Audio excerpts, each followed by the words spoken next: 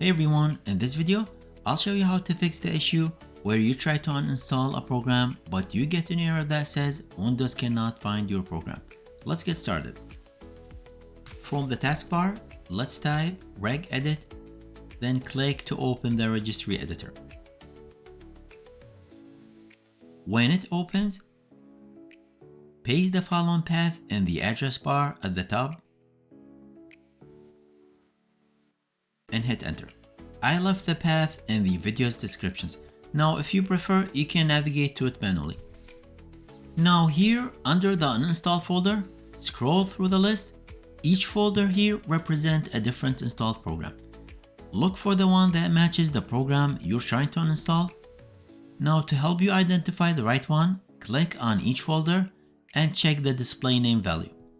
In my case, I'm having issue with Brave browser, so I'll find the folder for the Brave, right click on it and select delete.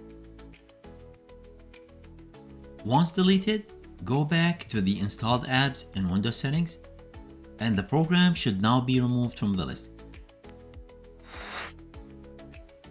If this video helped you out, please like and subscribe for more content like this. Thank you for watching.